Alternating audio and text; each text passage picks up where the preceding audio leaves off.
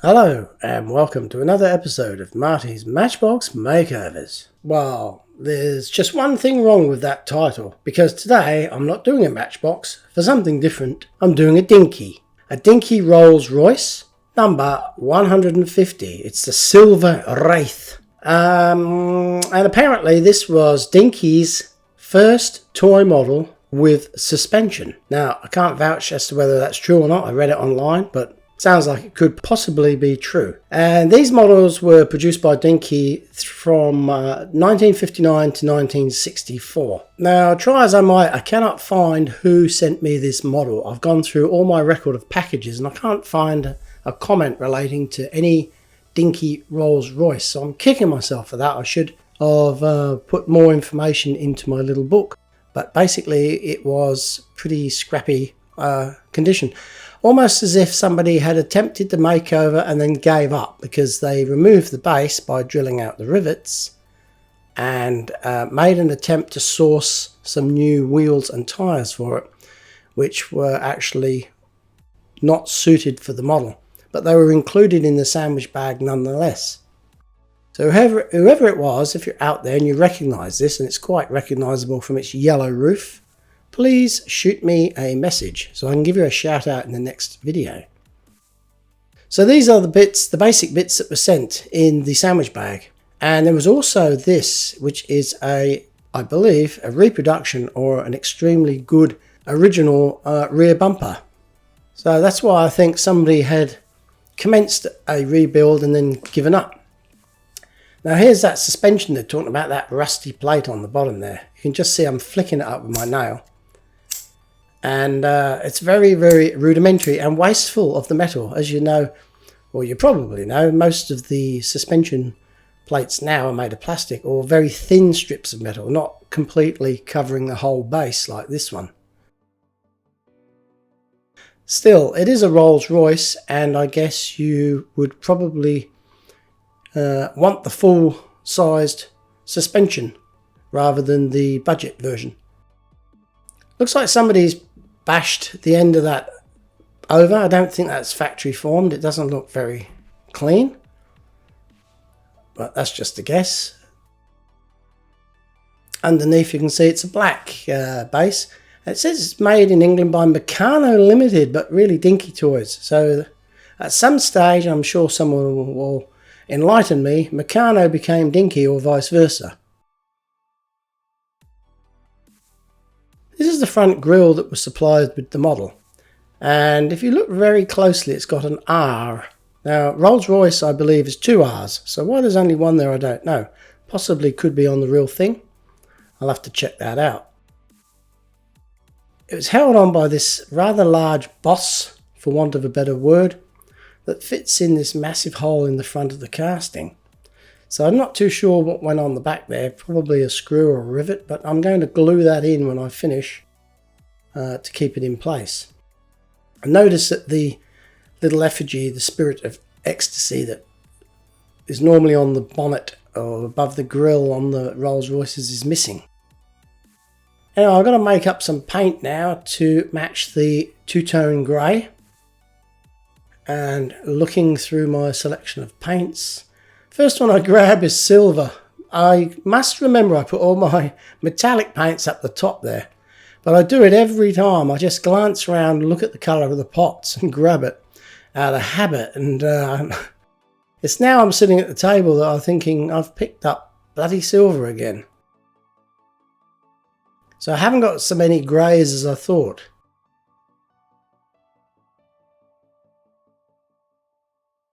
I'm using Mr. Hobby paints, basically because I've run out, I believe, of the Tamiya brand of paints, and I'm hoping these are the right colour straight out of the pot, and they're not, of course. That would be too easy.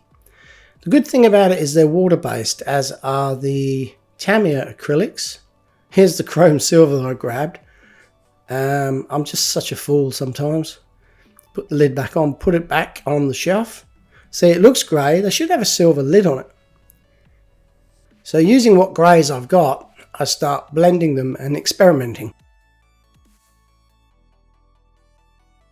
And this one here I stirred it up, it looked good in the pot. When I poured the stirrer out and applied it to the vehicle, it looked white. So I think there's some kind of the pigments have settled in the base of the jar. Here again, in actual fact, I'm looking at the model, but if you look now, the video footage reveals that there is some white on the end of the stirring stick. So I just keep stirring and stirring and stirring. I'm sure I'm going to get there eventually. Now that's actually not a bad match, really. It's quite good for the darker grey. This one here, as usual, I've put it away with some paint in the thread of the bottle and I can't get the lid off. This is quite common. The only thing is it wrecks the label and you can't see what colour it is when you want to replace it. You can't say I want this number or that number because the label's shredded. Not much in that one after all that effort in getting the lid off. And there's hardly enough to go around.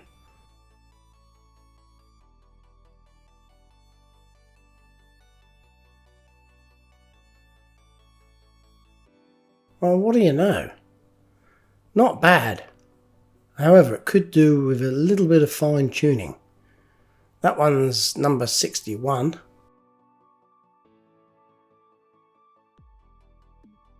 So I'm thinking I'm going to go with these colours. Here's a close-up of that capital R on the front grille.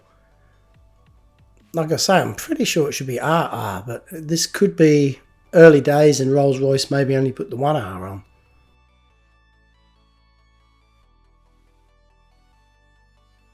Time to remove the old paint. The yellow comes off pretty easy. Don't know why anyone would have painted the roof yellow.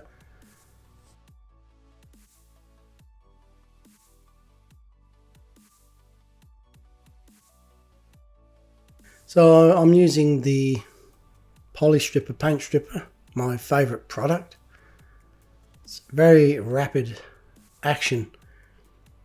Makes very light work of the paint. Normally, I have to give this one a second application.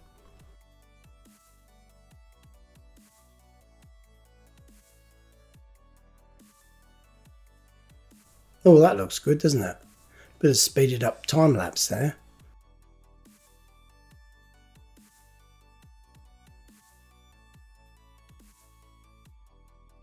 Now, this is always fun, taking off a big chunk of paint with one sweep when it works out. Quite satisfying.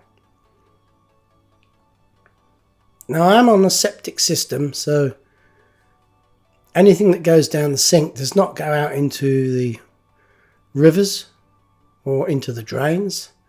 It just ends up in the ground on my property, which happens to be where I park all the cars. So it's underneath where I park all the cars. So no harm done there, I'm sure. Washing a half teaspoonful of paint thinners and paint down the sink. Let me know what you think about that. I'd be interested to have a second opinion.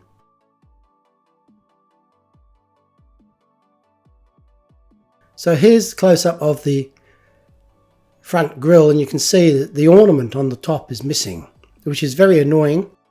I tried to 3D print one. The print took 2 seconds and it just looked like a blob of plastic. It had no definition whatsoever. So I'm exploring another method of constructing my own. I've got this old leopard tank plastic kit, which I haven't had the time to build. Maybe one day I will. And I've made a couple of sketches here of what from looking at pictures on the internet, what the actual top looked like. It was very simple and very small. So I've basically cut out a couple of pieces of tank model. Like one was half a link of a chain. The other one was like a, I don't know, a vent on the motor or something. And a rivet for the tracks. You can see how small it is. Look at that toothpick. It looks huge. So now I've got to mount it on the bonnet there in a way that it's not going to fall off easily. And for the rest of the build, I am handling it like eggs because I didn't want it to snap off. Strange that I should start with this. I mean, this could have been a finer detail left for the end of the video, but it kind of bugged me, the fact that it was missing, and I wanted to address it to see whether or not it could be done. Otherwise, I might have just not bothered with the video. So I'm using some Starbond super glue. It's quite good because it doesn't dry instantly, and it gives you a slight bit of time there to maneuver it into position.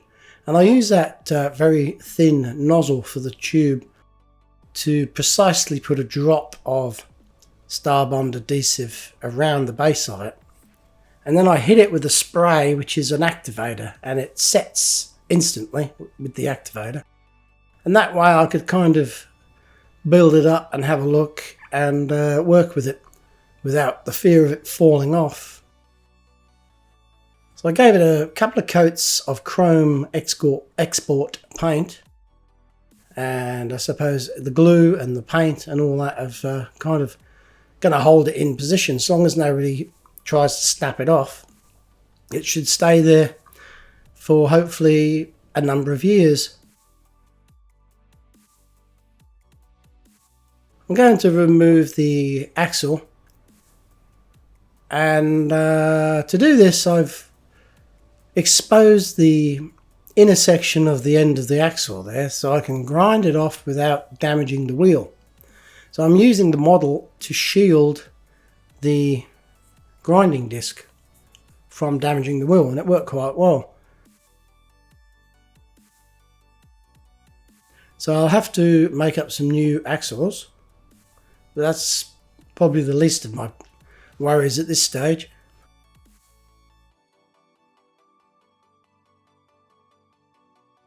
I'm going to try and clean this base, take the paint off and get all that rust off that suspension plate.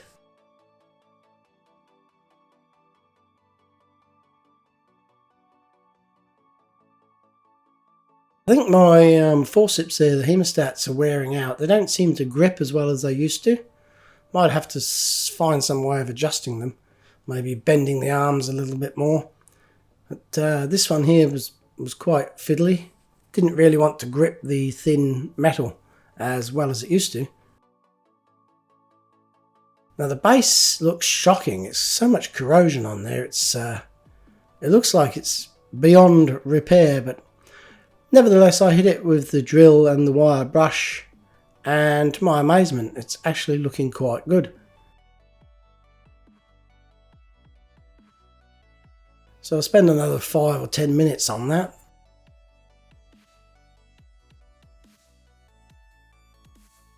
And I'm going to paint it black, obviously, to match the original. On the inside, I cleaned all the rust off of it, and I experimented with some clear blue paint to try and make it look like the blued metal that the original spring was, but it didn't really look natural, so I ended up just spraying it with some silver spray paint. Turned out alright, and besides that, it's on the inside of the vehicle, so nobody's going to look at it anyway. I just wanted to see if I could make it look blue again, but I gave up on that idea.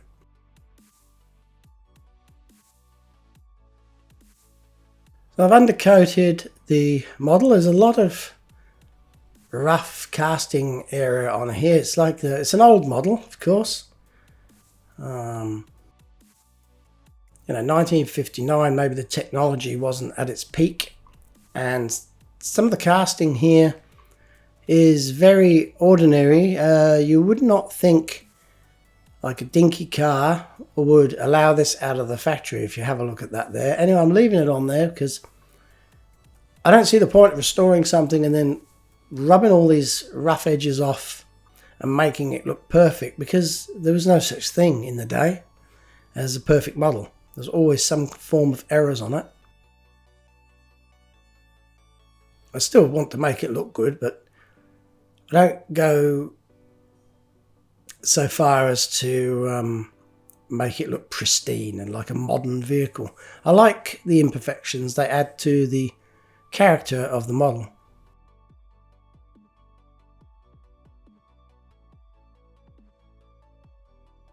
Maybe that's fog lamps there underneath where the headlights go. Look at the casting on the left there. It's absolutely shocking, really. Now, this is where the previous owner has drilled out the rivets for the base. Looks like he didn't use a centre punch.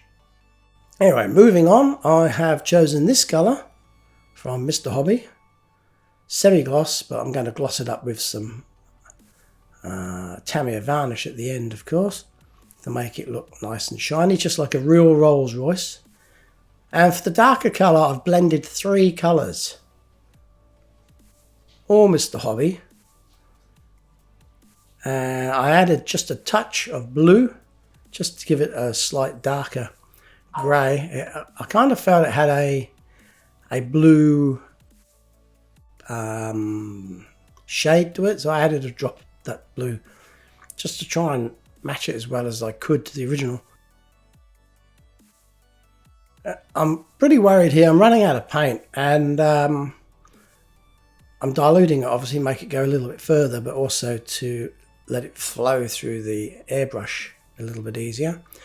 I'm a bit worried because when you get to this stage of where you've only got half a pot of paint left or thereabouts, you got to sort of kind of nail the paint job in one. If you don't, then you're setting yourself back 1 or 2 days because you have to source some new paint.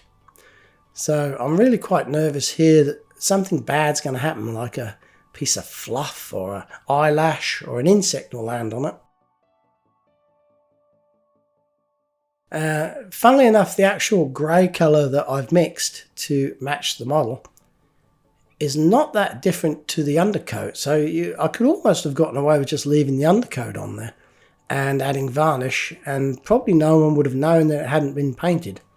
But I did paint it. It was a couple of shades darker, and I'm sure it'll look good and it would be worthwhile, you know, spending the time to try and do it properly, I guess. Going to clean these wheels. They've got quite a deep ridge in them, so I was going to put them in my ultrasonic cleaner, but to do that I wanted to take the wheels off, the tyres. So I wanted to take tyres off the wheels. I put them in some boiling water, and it didn't really soften up the rubber at all. And I did not want to risk tearing a tyre by forcing it off the rim and then having to force it back on again. So I gave up on that idea, and instead I'm just cleaning them up as best I can with the tyres on. So the hubs and the tyres there are getting a clean. Look at the grime coming off that centre section. That's one cotton bud gone in the bin. I think I used about 20 cleaning these wheels. Underneath, the chrome looks very nice, actually. There's a before and there's an after. So the chrome has kind of stood the test of time. It looks quite good. However, I do touch them up with the Molotov chrome pen that I've got, to actually make them look, you know, really nice shiny chrome. This Jammy Dog masking tape, I've decided I'm not using that. It's too sticky. Here I'm showing you just how sticky that masking tape is. It's lifting up a Hovis Bedford van with ease. Just a tiny little bit there, and yeah, that's too sticky in my opinion, too sticky. So I might put that back on the shelf and leave it for another day. So I'm trying this stuff that Julie bought me in the shops the other day. It's standard sort of painter's masking tape, but some person left a comment and said that what they do is they put their tape on their cutting mat and take it off a few times to reduce the amount of sticky on the back. So I thought I'd give that a go. So here's my attempt at masking off the two-tone line where the colours change. Now I remembered after I failed last time, somebody mentioned and I remembered that you're supposed to seal the edge of the masking tape with either the colour that you've sprayed underneath the masking tape or some clear. So I'm using some clear to go around all of the edges of the masking tape, and hopefully when I spray the darker stuff it won't bleed underneath.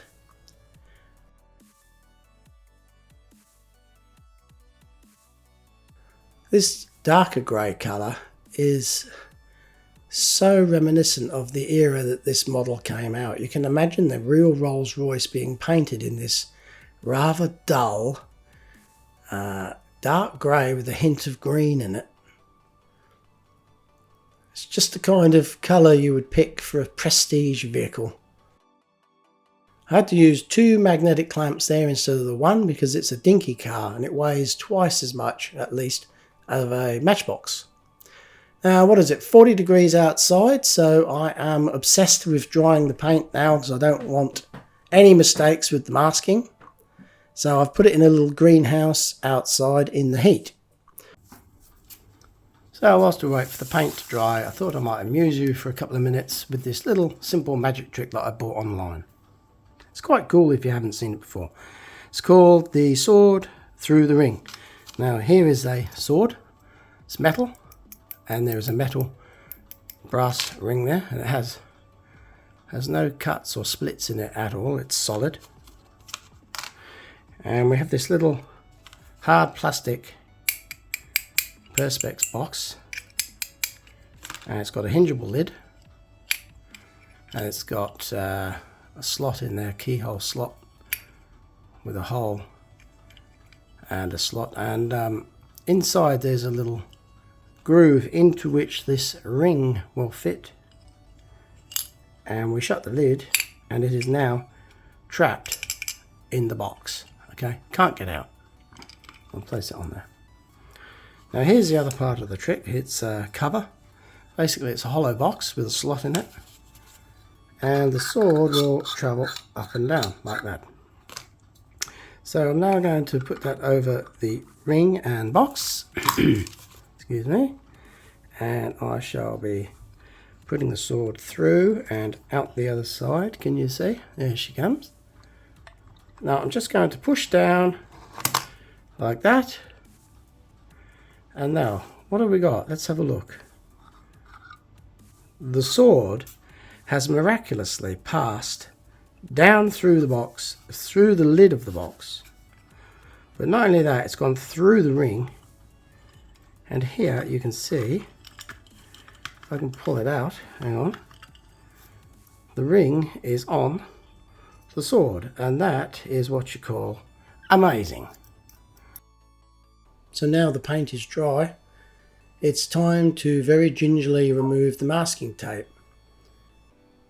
Very gingerly remove the masking tape. And this is a part where I am very nervous, because if it doesn't work, it's just a lot of effort to press the reset button. You have to strip the model back again and start again, and I'd have to get more paint as well. First up, I notice there's a bit of gum attached to the roof come off of the masking tape, which is not a good sign. However, the further I go, the happier I become, because looking at it, it's not that bad. I'm pretty sure I can clean that gum off the roof, and by the time I give this a top coat of clear varnish, I think it's going to look pretty good. There's a couple of touch-ups required with a very fine paintbrush, and all in all, I'm happy with that.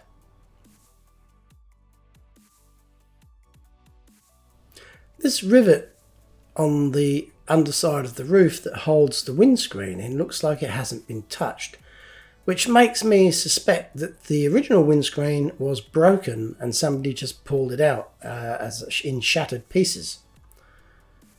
I ordered a Rolls Royce window from Recover Toy.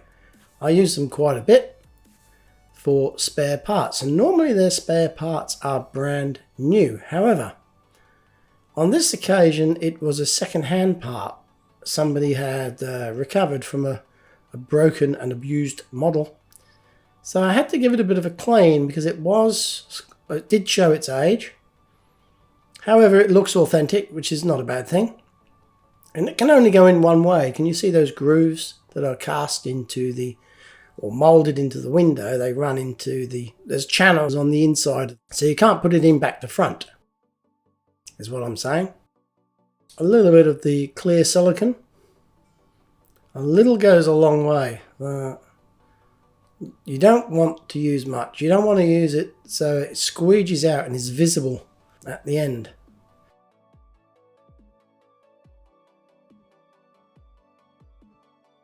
There you go, you can see the grooves in the window are lined up with the raised frame inside of the body there. So you can't put the window in the wrong way around.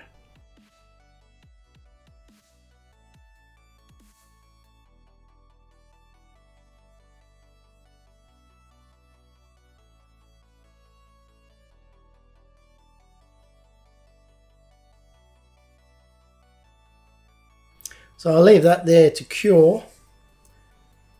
And next up, exciting part for me, I've got to fit this new grille with the new homemade Spirit of Ecstacy on the top of it. And I'm looking at it, I'm thinking, how did that fit in there in the real world? Was it riveted? Was it screwed? I don't know.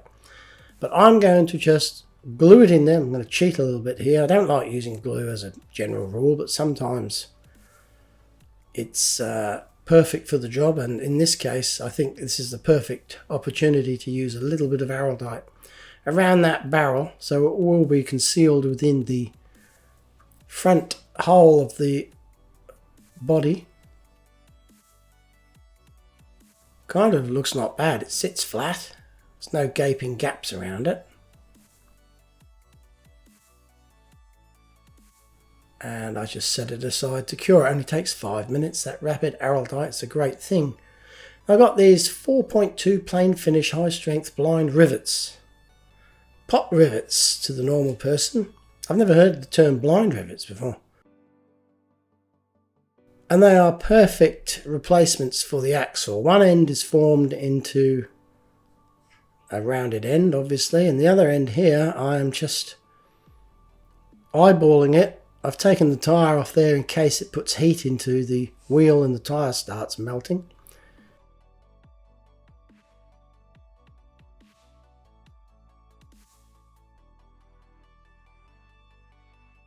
It could be a little bit too long. I think I cut it down a little bit more. There we go, I've cut them down.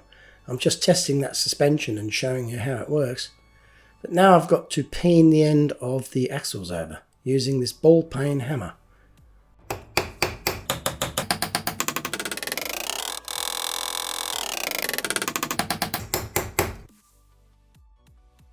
Well, it seems to work.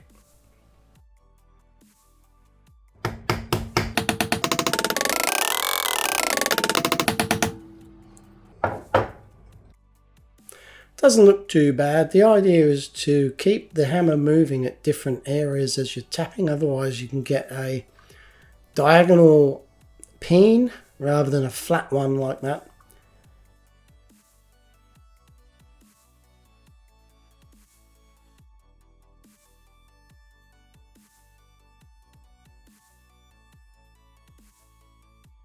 I'm a bit worried about those oversized holes at the back that the previous owner drilled out. I'm hoping to put the heads of the rivets in here, and as I do a test fit I am absolutely wrapped with the appearance of that. It just goes all the way in and sits flat on the base of the model.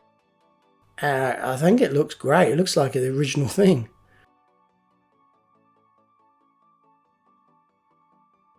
Tiny little of araldite in the holes, and then when the rivets are going to be pushed in, they'll push the araldite down in the hole and hopefully it will squeegee up between the rivet and the interior of the hole there and hold them in place. and they look absolutely superb. I could use the proper pop rivets, but my pop rivet gun is rather old and quite brutal, and I imagine I would do damage to the car if I tried to pop rivet it. And I don't want to snap that little effigy off the front either. Here's a reminder of what I started with yesterday. Somebody had done the right thing, sent it to me to try to fix up. I did my best. I think you'll agree it looks a little bit better than it did before. The Spirit of Ecstacy is not exact, but it is so small that you can only see it with a magnifying glass, so that doesn't really matter. I also noted online that the original models had red tail lights, so I touched those up also.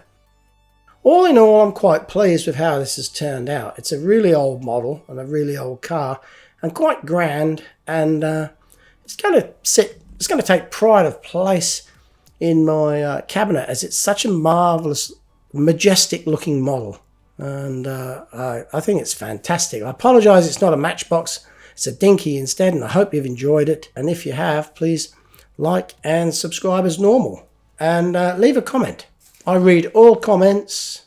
Unfortunately, I don't have the time to respond to them because most of the time I'm reading them when I'm at work on my lunch break. For those that missed Kevin, here's a clip from 4 years ago when he rides in a Matchbox Rolls Royce on his way to the Oscars. Hope you enjoy it.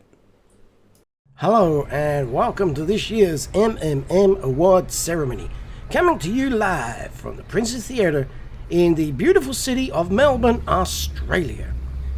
Okay, let's go live now to the celebrity entrance. Oh good, here comes some of this year's nominees for the Best Supporting Actor Award. First up, it's Pandemonium. She is a newcomer to the scene, but is quickly rising in popularity, and she is predicted by many to become very popular in the next 12 months, partially due to her good looks and immaculate grooming.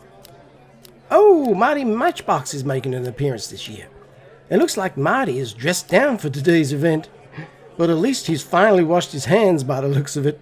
Who's next, I wonder? Hey, it's Monkey. Monkey's featured in a few movies in the last 12 months. He sure is a snappy dresser. He has many fans, and there are some rumors that he's into the swinging scene. Go figure. Out the front now, someone's turning up in a gold Rolls Royce. It looks like it's Kevin the Koala. This year, Kevin is considered by many to be the most likely to win the Supporting Actor Award. He's featured in many movies this year. Let's have a quick look at his most controversial spa scene, which shook Hollywood at the time. Is he doing some spray painting or something? What is this? Kevin!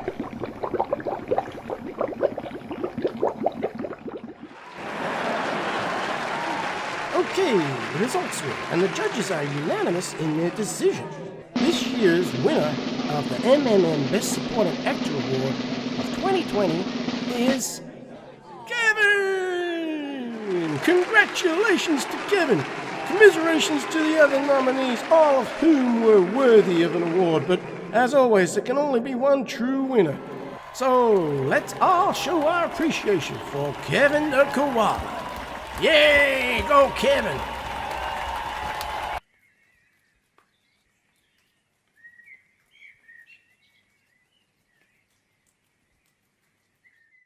So until next time, this is Marty from Marty's Matchbox Makeovers saying thanks for watching and goodbye!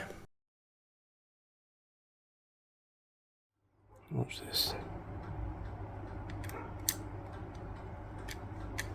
I'm hoping they're going to look amazing. Just got to get the out now.